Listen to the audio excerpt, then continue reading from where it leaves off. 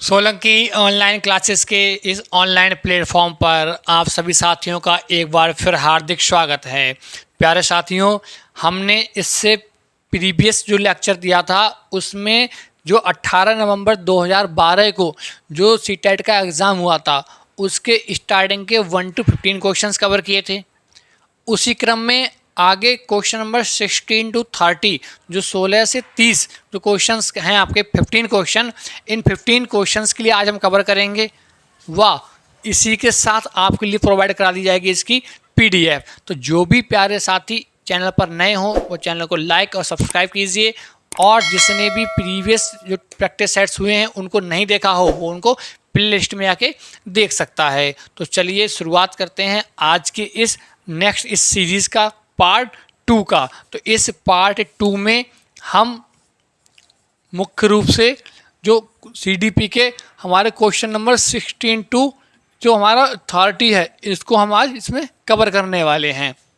तो चलिए, जैसा कि आप स्क्रीन पे क्वेश्चन देख रहे होंगे तो आपके लिए फर्स्ट क्वेश्चन दिया है, कह रहा आंशिक पुनर्बलन क्या है। आंशिक पुनर्बलन सतत पुनर्बलन की अपेक्षा कम प्रभावी होता है, क्या इससे कम इफेक्ट पड़ता है। तो पुनर्बलन आंशिक का मतलब थोड़ा सा, ठीक है। सतत का मतलब होता है लगातार, तो पुनर्बलन कोई भी हो कम नहीं होता, वो सिचुएशन के अकॉर्डिंग यदि बच्चे को रीइंफोर्समेंट दिया जाए वो क्या है एक बहुत बड़े स्केल पे, लार्ज स्केल पे क्या होता है वो वर्क करता है हमारा। तो ए ऑप्शन हमारा वैसे नहीं होगा। बी कह रहा वास्तविक कक्ष में अनुप्रयुक्त नहीं किया जा सकता, कह रहा है कि क्लास में इसका हम प्रयोग नहीं कर सकते। जी बिल्कुल कर सकते हैं। सी पशुओं को प्रशिक्षित करने में सर्वाधिक कार्य करता है, कह रहा क्या हम पशुओं को करते हैं। तो पशु नहीं, प्रत्येक जीव पर कर सकते हैं हम। क्लियर। तो ऑप्शन डी क्या कर रहा है, सतत पुनर्बलन की अपेक्षा ये कैसा अधिक प्रभावी होता है। सतत की अपेक्षा हम क्या करें, आंशिक मतलब भले ही थोड़ा दें, लेकिन जैसे ही बच्चा अपने व्यवहार का क्या करे, प्रदर्शन करे, तुरंत उसे क्या मिले, हमारा ये रीइंफोर्समेंट मिले। तो अर्थात ऑप्शन क्या होगा हमारा, डी ऑप्शन बिल्कुल राइट हो जाएगा। चलिए नेक्स्ट क्वेश्चन देखें भाई। नेक्स्ट क्वेश्चन दिया है क्वेश्चन नंबर 17। तो 17 क्वेश्चन आपके समक्ष दिया है स्क्रीन पर। कह रहा है एक सशक्त विद्यालय अपने शिक्षकों में निम्नलिखित योग्यताओं में से किसे बढ़ावा देगा। किसे बढ़ावा देगा। ए ऑप्शन कहता है आनुवांशिक अनुशासित स्वभाव को बढ़ावा देने के लिए। डी भी दिया है प्रतिस्पर्धात्मक अभिवृत्ति। सी परीक्षण करने की प्रवृत्ति। डी स्मृति। तो बी ऑप्शन क्या कहता है प्रतिस्पर्धात्मक, मतलब जो शिक्षक हो उसके अंदर गुण कैसा हो, सहयोग करने का, ठीक है, सहयोग करने की प्रवृत्ति हो उसके अंदर। आई होप आपको समझ आया होगा। तो ऑप्शन कौन सा होगा हमारा, बी कि यदि बच्चे को कहीं हेल्प चाहिए तो शिक्षक क्या हो, एक सुविधा प्रदाता के रूप में क्या करे, वर्क करे हमारा। क्लियर। नेक्स्ट क्वेश्चन देखें क्वेश्चन नंबर 18। तो 18 क्वेश्चन दिया है आपके लिए, निम्नलिखित में से अंतः विषयी अनुदेशन का सर्वोत्कृष्ट लाभ यह है। निम्न में से अंतः विषयी अनुदेशन का सर्वोत्कृष्ट लाभ क्या है। पाठ्य योजना बनाने व गतिविधियों में शिक्षकों को अधिक लचीलेपन की अनुमति होती है। बी विद्यार्थियों के सीखे गए ज्ञान व बहु संदर्भों में अनुप्रयोग करने, सामान्यकृत करने के लिए अवसर। ये कीवर्ड ही इसमें आ गया हमारा क्या, अवसर, कि बच्चे को क्या दिया जाए, प्रत्येक परिस्थिति में कोई ना कोई उसे अवसर दिया जाए, क्योंकि बच्चा अवसर से ज़्यादा अच्छा सीखता है। तो जो हमारा ये वर्ड है अवसर, ये एक पॉजिटिव वर्ड है, ठीक। तो ऑप्शन हमारा क्या हो जाएगा, बी ऑप्शन बिल्कुल राइट हो जाएगा। आइए नेक्स्ट क्वेश्चन देखें 18। कह रहा है वे शिक्षार्थी जो समृद्ध ज्ञान और शैक्षणिक दक्षता की हार्दिक इच्छा रखते हैं उनके पास होता है। फिर समझिए, कह रहा है वे शिक्षार्थी जो समृद्ध ज्ञान और शैक्षणिक दक्षता मतलब रिजल्ट की क्या करते हैं, हार्दिक इच्छा की बहुत अच्छा रिजल्ट उनका रहे। कह रहा ये क्या दर्शाता है। ऑप्शन दिया है निष्पादन, उपागम, अभिविन्यास। जी बिल्कुल, वो क्या चाहते हैं हमारा, वो चाहते हैं कि जैसा हमने मेहनत की वैसा हमारा क्या हो, परिणाम हो। तो ऑप्शन हमारा क्या हो जाएगा इसमें, ए ऑप्शन बिल्कुल राइट हो जाएगा। चलिए क्वेश्चन नंबर 20 क्वेश्चन देखते हैं। 20 क्वेश्चन क्या कह रहा है आपके लिए। तो क्वेश्चन नंबर 20 आपके लिए स्क्रीन पर दिया है। इसमें क्या है कि शिक्षक फिर डैश डैश डैश के अलावा निम्नलिखित सभी को करते हुए समस्या समाधान को विद्यार्थियों के मद्देनजर मज़ेदार बना सकता है। फिर समझिए क्वेश्चन की ये कह रहा है एक शिक्षक जो है वो ऐसा एक गुण को छोड़कर बाकी और सभी ऐसे हैं कि जिसमें शिक्षण कैसा बन जाए, बच्चे के लिए मज़ेदार हो जाए, इंटरेस्टेड हो जाए। ए ऑप्शन कह रहा है सृजनात्मक चिंतन के लिए असीमित अवसर, भाई बहुत सारे क्या दिए जाएँ, अवसर दिए जाएँ, बिल्कुल सही बात। बी जब विद्यार्थी स्वयं से कोई कार्य करने की कोशिश कर रहे हो तो उन्हें परिपूर्णता की अपेक्षा करने, मतलब उसकी बुराई करना, जी बिल्कुल भी नहीं। ठीक, ये उम्मीद ना रखो कि बच्चा स्वयं से कर रहा है तो अब कर ही लेगा। ठीक, तो ऑप्शन हमारा कौन सा होगा, बी, कि ऐसी उम्मीद ना हो कि अब बच्चा कर रहा है तो कर ही लेगा। भाई वो गलतियां भी कर सकता है। ठीक है, आप उसको क्या करें, आप उसको अवसर प्रदान करें। आई होप आपको समझ आया होगा। नेक्स्ट क्वेश्चन दिया है क्वेश्चन नंबर 21। कह रहा भाषा में अर्थ की सबसे छोटी इकाई, बहुत बार प्रश्न दिया है, आया है हमारा ये। नहीं, कह रहा भाषा में सबसे छोटी इकाई क्या होती है, तो ये सबसे छोटी इकाई हमारी क्या होती है, रूपिम होती है। सबसे छोटी कौन सी होती है हमारी, रूपिम। तो ऑप्शन हमारा कौन सा होगा, ए ऑप्शन बिल्कुल राइट हो जाएगा। नेक्स्ट दिया है बहुबुद्धि सिद्धांत निम्नलिखित निहितार्थ देता है सिवाय, वो बताना है जो नहीं है। बहुबुद्धि सिद्धांत जो है वो इसमें से किसके अलावा बाकी अपना रिजल्ट निहितार्थ देता है या उसको रिप्रेजेंट करता है। विविध तरीकों से सीखने का आकलन किया जा सकता है, बिल्कुल सही बात है। बहुबुद्धि का अर्थ ही होता है विभिन्न माध्यमों से सीखना।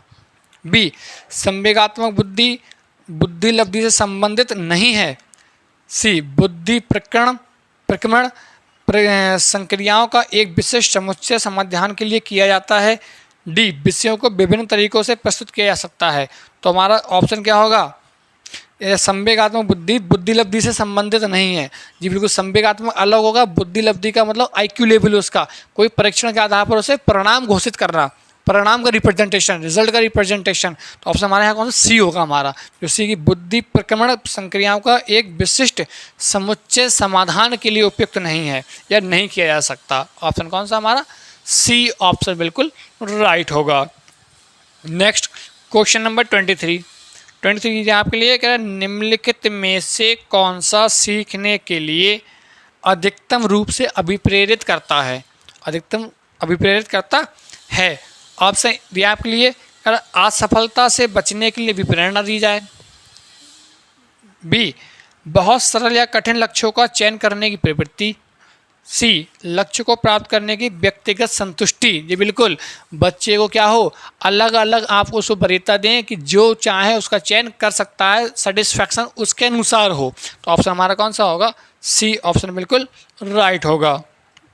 चलिए नेक्स्ट क्वेश्चन दिया है 24 आपके लिए समक्ष दिया है, कह रहा बुद्धि लब्धांक सामान्यता फिर डैश है के रूप से शैक्षणिक निष्पादन से संबंधित होते हैं।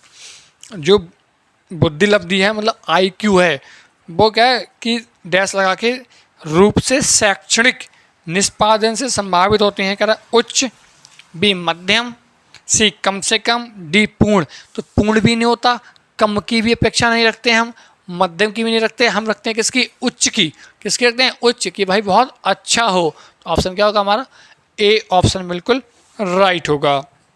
नेक्स्ट देखिए क्वेश्चन नंबर 25 ये न्यूमेरिकल बेस्ड है। ठीक है, तो इसमें क्या कर रहा है आपके लिए, इसमें क्या क्वेश्चन को सही समझना। 16 वर्षीय बच्चा बुद्धि लब्धि परीक्षण में 75 अंक प्राप्त करता है, उसकी मानसिक आयु क्या होगी, उसकी मानसिक आयु। अब इस प्रश्न को आंकिक रूप में समझते हैं। हमारा जो फॉर्मूला होता है वो फॉर्मूला होता है IQ इक्वल टू होता है हमारा MA mental as upon CA, मतलब उसके करंट एज इंटू 100। ये होता है हमारा प्रश्न। ठीक, अब इसमें दिया क्या है, पहले गिवन लिखते हैं हम। 16 वर्षीय, तो 16 वर्षीय बालक का मतलब यह है कि उसकी करंट एज दिए कितनी, 16 वर्ष। ठीक, बुद्धि लब्धि उसकी IQ कितना आया, तो उसका IQ जो है वो दिया कितना, 75। ठीक, हमें फाइंड क्या करना है, हमें फाइंड करनी है उसकी मेंटल एज, ये मानसिक आयु। तो हमें MA फाइंड करना है यहाँ से। Question mark. ठीक, अब आप इसमें से क्या कर सकते हैं, यहाँ से यदि निकालें तो यहाँ इस फॉर्मूले को अगर हम इजी करेंगे तो फॉर्मूले को इजी करने पे क्या आएगा हमारा, ये जो एम ए फाइंड करोगे आप, तो एम ए वैल्यू रख दो चाहे तो एम ए आप वैसे फाइंड कर लो, बात एक ही है। तो आप इससे अगर सॉल्व करें तो ये हमारा जो क्रॉस मल्टीप्लाई होगा तो ये आएगा I Q into C A equal to क्या आ जाएगा हमारा, एम ए इंटू 100।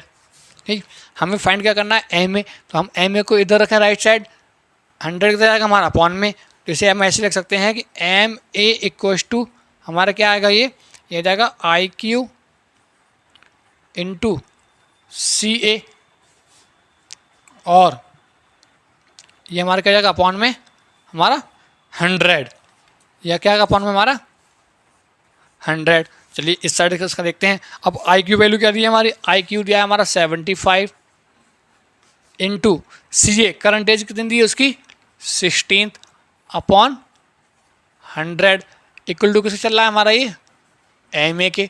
ठीक है, 25 3 ज़ा 75, 25 4 ज़ा 100, 4 1 ज़ा 4, 4 4 ज़ा 16, 3 4 ज़ा हमारा कितना, तो 12, तो कितना आएगा 12 वर्ष क्या आ जाएगी उसकी एम ए, तो जो मेंटल एज क्या आएगी हमारी 12 वर्ष आएगी। तो जो ऑप्शन होगा हमारा इसमें 12 वर्ष किस में दिया है, ये दिया है हमारा सी ऑप्शन में, तो ऑप्शन क्या हो जाएगा हमारा C is right answer. Next question देखिए, क्वेश्चन नंबर 26 क्वेश्चन दिया है आपके समक्ष, इसे आप नोट कर लीजिए।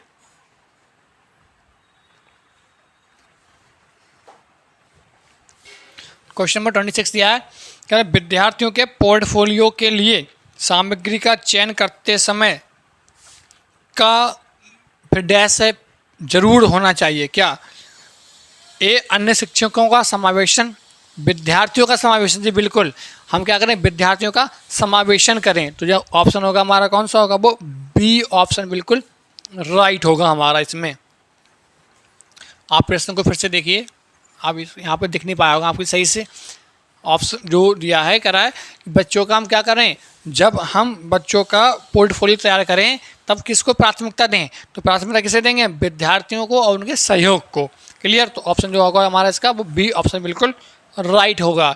नेक्स्ट क्वेश्चन देखिए, क्वेश्चन नंबर 27, इधर सफल समावेशन को निम्नलिखित की आवश्यकता होती है, सफल समावेशन को क्या संवेदनशील बनना, पृथक्करण, सी अभिभावकों की भागीदारी, डी क्षमता संवर्धन।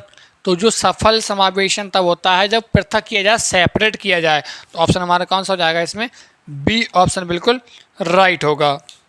नेक्स्ट देखिए क्वेश्चन नंबर 28, निम्नलिखित में से लिंग भेदभाव से बचने का सर्वोत्तम तरीका है, सबसे अच्छा तरीका कौन सा है या हो सकता है। ठीक, तो शिक्षार्थियों द्वारा उनके लिंग पक्षपातपूर्ण व्यवहारों का अधिसंज्ञान, जी बिल्कुल, पहले हम ये जानें कि जो बच्चे का ये जो गुण प्रदर्शित कर रहा है उसके संज्ञान के, उसकी बुद्धि बौद्धिक क्षेत्र के बारे में कि किस पहलू के आधार पर वो पक्षपात करता है, जब हम जान लेंगे उस पहलू को तभी हम उसका क्या कर पाएंगे, निवारण कर पाएंगे। तो ऑप्शन हमारा कौन सा होगा, ए ऑप्शन बिल्कुल राइट हो जाएगा।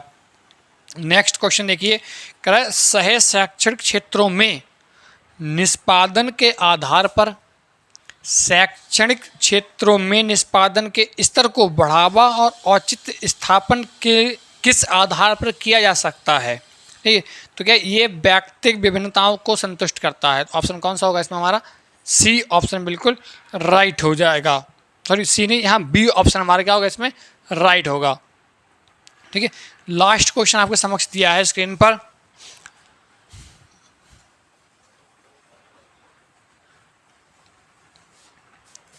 लास्ट क्वेश्चन दिया है, विद्यालय में नियमित उपस्थिति के लिए वंचित बच्चों को प्रोत्साहित करने का निम्न में से कौन सा तरीका सबसे उपयुक्त होगा।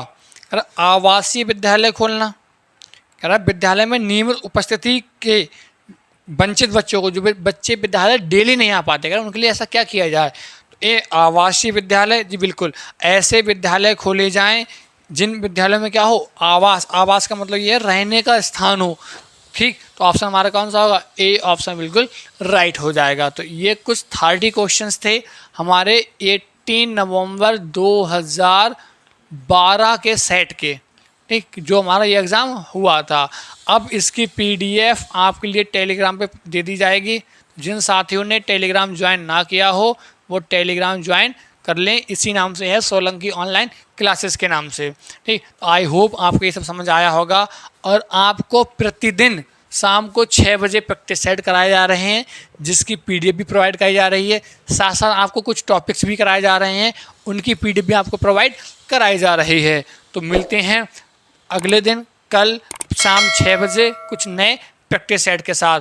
तब तक के लिए thank you, thanks a lot.